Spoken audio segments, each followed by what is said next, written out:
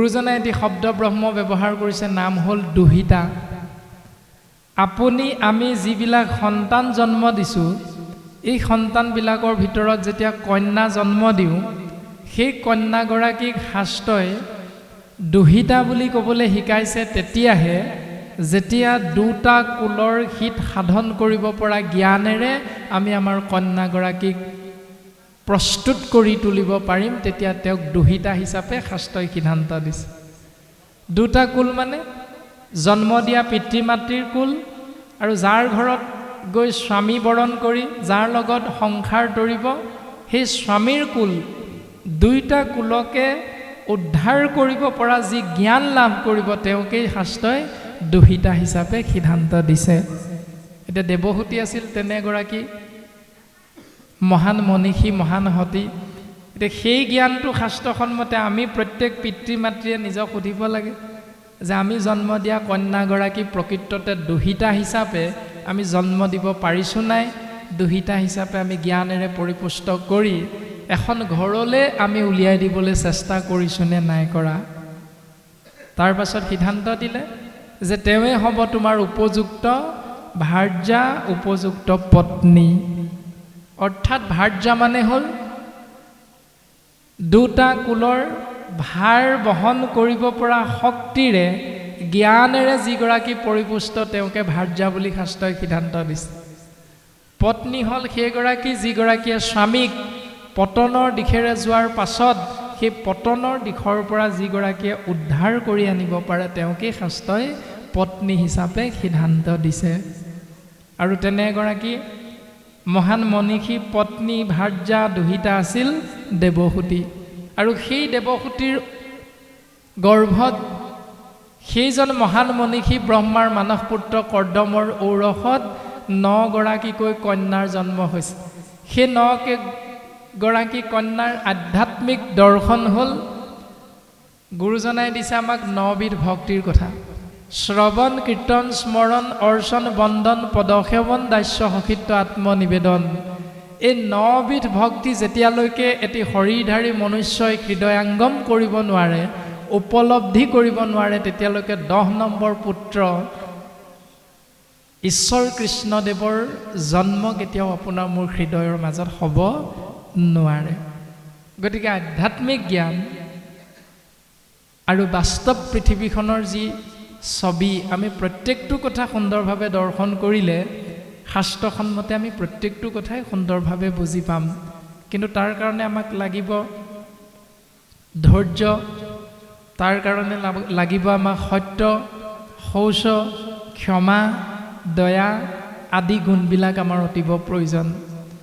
আৰু এনেধৰণে দেৱহূতিয়ে তেওঁৰ স্বামী কৰ্দমৰ আগত প্ৰকাশ কৰিছে যে সেই স্বামী তুমি মোক এটি পুত্ৰ সন্তান দিয়া।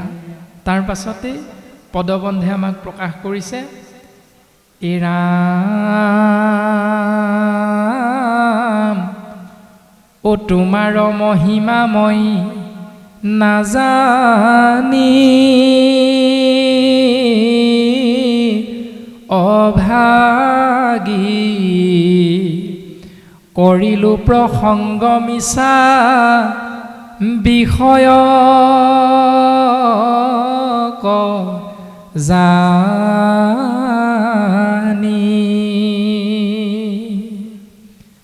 মই মিছা বিষয়বিলাককে সঁচা বুলি ভাবি হে স্বামী মই ইমান দিনে সংসাৰত বৰ্তি আছিলোঁ, ইতিমধ্যে মই বুজি পাইছোঁ তুমি মোক কৃপা কৰা হে স্বামী।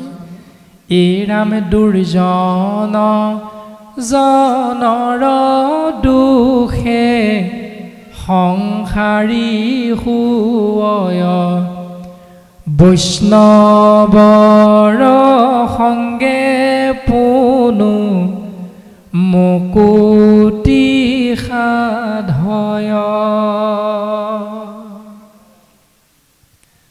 দুৰ্জনৰ সংগ আৰু বৈষ্ণৱৰ সংগ, এইখিনিতে আৰু এটা কথা এনেধৰণে আমাক সিদ্ধান্ত দিছে, দুৰ্জন পুত্ৰই যত কেশ কাটি পেলাৱে ধৰণী স্থানে ততেক দিন পিতৃ মাতৃ আত্মা বঞ্চে গয়া স্বৰ্গস্থানে। যদি এই সংসাৰত আপুনি মই জন্ম দিয়া সন্তানটো দুৰ্জন হয় আৰু সেই দুৰ্জন পুত্ৰই যদি আপুনি মই পিতৃ মাতৃ মৃত্যু হোৱাৰ লগে লগে 10 নম্বৰ দিনটোত মুণ্ডন কৰি এই সংসাৰত চুলিকোছা এৰি দিয়ে, তেতিয়াহ'লে সেই প্ৰক্ৰিয়াৰ দ্বাৰা আপোনাৰ মোৰ পৰলোকগামী হোৱা পিতৃ মাতৃ সিমান দিনলৈকে স্বৰ্গত থাকিবলৈ পাব।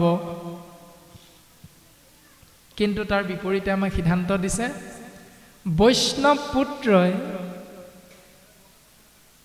হৰি সেৱা কৰে, ভকতক বেৰি বেৰি, ততেক দিন পিতৃ মাতৃ আত্মা বঞ্চে গয়া বৈকুণ্ঠ পুৰী। এজন বৈষ্ণৱ পুত্ৰই যদি ভকতক সেৱা কৰে আনন্দ মনেৰে, তেতিয়াহ'লে সেই প্ৰক্ৰিয়াৰ দ্বাৰা আপোনাৰ মোৰ পিতৃ মাতৃ যেতিয়া পৰলোকগামী হ'ব, তেতিয়া সেই পিতৃ মাতৃ আত্মা গৈ বৈকুণ্ঠত থাকিবলৈ পায় সিমান দিন। এতিয়া কোনটো কৰিম? চিন্তা আমাৰ প্ৰত্যেকৰে নিজৰ নিজৰ। পিতৃ মাতৃক স্বৰ্গলৈ পঠিয়াম, পুণ্য শেষ হ'লে পুনৰ নৰকলৈ আহিব, নে আমি পিতৃ মাতৃক পোনছাতেই আমাৰ কৰ্মৰ দ্বাৰা বৈকুণ্ঠলৈ পঠিয়াম, যাৰ দ্বাৰা এই সংসাৰলৈ আৰু দুখ কষ্ট ভোগ কৰিবলৈ পিতৃ মাতৃ আত্মা আৰু আয়াজাত কৰিব নালাগে। কোনটো কৰিম? চিন্তা আমাৰ প্ৰত্যেকৰে নিজৰ নিজৰ। বৰ্তমান পদে সিদ্ধান্ত দিছে, ও সাধু সংগে হৰি কথা নুশুনে যি নৰ, জীৱন্ততে মৰা সিটো অধম পামৰ। হৰিৰ মায়ায়ে মোক কৰিলে বঞ্চন, তোমাক পায়া মুখ্যে নকৰিলো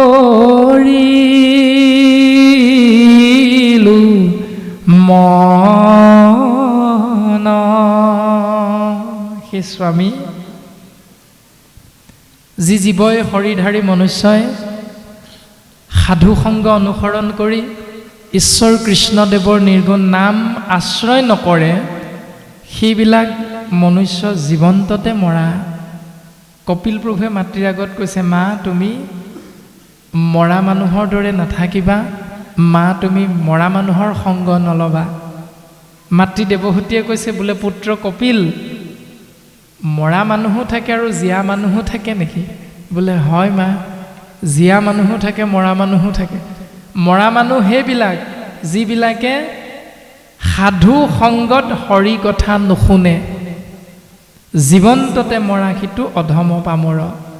যি নৰ মনুষ্যই সাধু সংগ অনুসৰণ কৰি বেয়া পায়, অতি সোনকালে পূৰ্বৰ সিদ্ধান্ত ৰক্ষা কৰি সৃষ্টি স্থিতি প্ৰলয়ৰ গৰাকী মহাহৰি প্ৰভু ভগৱন্তই আহি তোমাৰ গৰ্ভত স্থিতি হ'ব।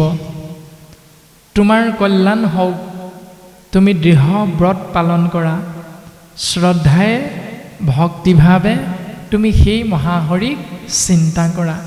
তেবে আখি আমাখাৰ যশস্যা বিস্তাৰী, জন্মিবন্ত আখি ভগৱন্ত দুখহাৰী। নকৰিবা কিছু চিন্তা মনোৰ জীয়াৰী, তব মনোৰথ পূৰ্ণ কৰিব মুৰাৰী। চিন্তা নকৰিবা প্ৰিয়তমা, আমাৰ মাজত আহি জগতৰ ঈশ্বৰ মহাহৰিয়ে জন্ম হ'ব, স্থিতি হ'ব তোমাৰ গৰ্ভত। তাৰ পাছত দেৱহূতি স্বামীৰ শুনিয়া নিষ্ঠাবাণী, মহাপ্ৰেম ভক্তিয়ে ভজিলা চক্ৰপাণী। পাছে প্ৰভু কৰ্দমৰ বীৰ্য অনুসৰি, দেৱহূতি উদৰে পখিলা লীলা কৰি। কতু দিনে জন্মিলন্ত ভকত বৎসল, সিবেলা ভৈলে ককাল মহাসুমংগল সমস্তে লোকৰ মন ভৈলে ক প্ৰসন্ন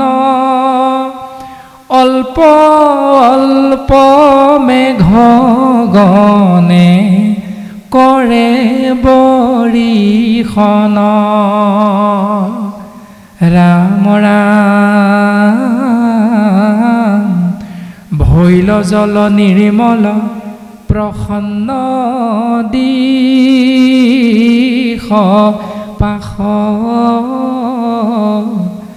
অসংখ্য বিমান আশী চানিল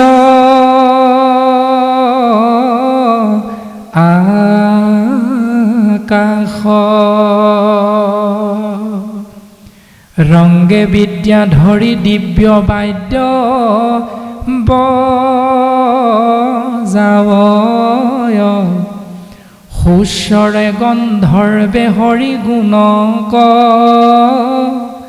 গাৱয়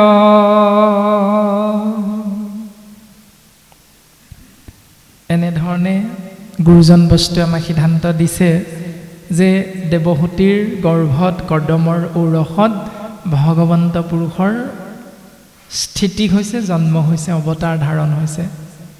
এই যে সময়খিনি, এই সময়খিনিৰ কথা আমাক সুন্দৰভাৱে প্ৰকাশ কৰি গ'ল যে ২৪ ঘণ্টীয়া এটা দিন। আপোনালোকে জানে যে ঘড়ীৰ আৱিষ্কাৰ হৈছে সাম্প্ৰতিক সময়ত, কিন্তু ঘড়ীৰ আৱিষ্কাৰ হোৱাৰ আগতেই সময়ৰ গণনা হৈছিল। সেই সময়খিনি আছিল এক দণ্ড, দুই দণ্ড আদি কৰি, আৰু সেই এক দুই দণ্ডৰ আজিৰ ঘড়ীৰ সময়ত এক দণ্ডৰ সময় হ'ল প্ৰায় 22:30 আজিৰ সময়ত, আৰু দুই দণ্ড সময় হ'ল প্ৰায় 45 মিনিট। আৰু সেই 45 মিনিট সময়ত অৰ্থাৎ দুই দণ্ডতে শতাংগ নামৰ এজন ৰজাই কৃষ্ণক স্মৰণ কৰি সংসাৰৰ পৰা পৰম গতি লাভ কৰিছিল। আৰু আমাক পদে সিদ্ধান্ত দিছে এনেকৈ সাম্প্ৰতিক সময়ৰ যি 12 ঘণ্টা দিন, 12 ঘণ্টা ৰাতি, এই 24 ঘণ্টা দিন ৰাতি দিবা নৈশজোৰা এটি 8টা প্ৰহৰ থাকে। সেই 8টা প্ৰহৰৰ দিনত 12 ঘণ্টাত 4টা প্ৰহৰ, আৰু ৰাতি 4 ঘণ্টাত, ৰাতি 12 ঘণ্টাত 4টা প্ৰহৰ। এনেধৰণে 8টা প্ৰহৰত সৰ্বমুঠ প্ৰত্যেকটো প্ৰহৰতে 3 ঘণ্টাকৈ থাকে। আৰু এনেকৈ 3 ঘণ্টা 3 ঘণ্টা এটি প্ৰহৰৰ উত্তম প্ৰহৰটি হ'ল ৰাতিৰ 4ৰ্থ প্ৰহৰ, অৰ্থাৎ সৰ্বমুঠ 8টা প্ৰহৰৰ 8 নম্বৰ প্ৰহৰটি। অষ্টম প্ৰহৰটি হ'ল যে এজন পৰম বৈষ্ণৱ স্বামীৰ দ্বাৰা এগৰাকী সতী মাতৃৰ গৰ্ভত বীৰ্য নিক্ষেপ কৰি এক মহান বৈষ্ণৱ সন্তানৰ জন্ম দিয়া উত্তম পন্থা। প্ৰকৃতি পুৰুষত দুয়ো হৈব একমতি, তেহে সিজিব কৃষ্ণত ভকতি। বাস্তৱ অৰ্থত প্ৰকৃতি হ'ল আমাৰ মহিলাসকল বাস্তৱত, আৰু পুৰুষ হ'ল বাপসকল। কিন্তু আধ্যাত্মিক দৰ্শনত প্ৰকৃতি হ'ল 24টি তত্ত্বৰে গঠিত শৰীৰ, আৰু পুৰুষ হ'ল আত্মাতত্ত্ব। সেই আত্মাতত্ত্বই পৰমাত্মা ঈশ্বৰ তত্ত্বৰ নিৰ্দেশত আহি যেতিয়া এই শৰীৰত প্ৰৱেশ কৰে, এই শৰীৰত প্ৰৱেশ কৰাৰ লগে লগে সেই আত্মা আৰু শৰীৰৰূপী প্ৰকৃতিৰ মাজত যি মিলন হয়, সেই মিলন যদি বিপৰীতমুখী হয় তেতিয়া দুৰ্জন পুত্ৰৰ জন্ম হয়। যদি সি একমুখী হয় তেতিয়া হৰিত বা কৃষ্ণত ভকতি হয়, অৰ্থাৎ কৃষ্ণসম পৰম বৈষ্ণৱ এটি সন্তানৰ জন্ম হয়। সেই সিদ্ধান্ত আমাক গুৰুজনে সুন্দৰভাৱে দিছে। উত্তৰ হিচাপে আমি চিন্তা কৰিলে পাম যে বৈকুণ্ঠত থকা দুজন দুৱৰী নাম হ'ল জয় আৰু বিজয়, যি দুজন আপোনাসৱৰ নামঘৰতো আজি ৰখীয়া হিচাপে আছে, প্ৰতীক হিচাপে দৰ্শন কৰাইছে। সেই জয় বিজয় নামৰ দুৱৰী দুজনেও যেতিয়া ব্ৰহ্মাৰ মানস পুত্ৰ চাৰি সিদ্ধক বৈকুণ্ঠলৈ কৃষ্ণক দৰ্শন কৰিবলৈ যাওঁতে ককৰ্থনা কৰিছিল, অৱমাননা কৰিছিল, বেতেৰে প্ৰহাৰ কৰিছিল, তেতিয়া সেই চাৰি সিদ্ধই আখৰিক স্বভাৱৰ বাবে সেই জয় আৰু বিজয়ক অভিশাপ দিছিল। অভিশাপটো আছিল কি আপোনালোকে জানে? যে মৰ্তত গৈ অসুৰ যোনিত জন্ম গ্ৰহণ কৰিব লাগিব। আৰু জয় বিজয় বৈকুণ্ঠৰ পৰা স্খলন হৈ মৰ্তত আহি অসুৰ যোনিত জন্ম হ'বলৈ লওঁতে পিতৃ হিচাপে নিৰ্বাচন কৰিলে এজন পৰম বৈষ্ণৱক, আৰু মাতৃ হিচাপে নিৰ্বাচন কৰিলে এগৰাকী সতী। সতীগৰাকী হ'ল দিতি আৰু বৈষ্ণৱজন হ'ল কাশ্যপ। এতিয়া অভিশাপটো ভুলকৈ দিলে নে ইয়াৰ কিবা বেলেগ ৰহস্য আছে? এতিয়া জয় বিজয়ক অভিশাপ দিছিল অসুৰ যোনিত জন্ম হ'বলৈ, আৰু যিজন পিতৃক নিৰ্বাচন কৰিলে বীৰ্য হিচাপে, সেই পিতৃজনৰ নাম হ'ল কাশ্যপ, যিজন ব্ৰাহ্মণ আছিল।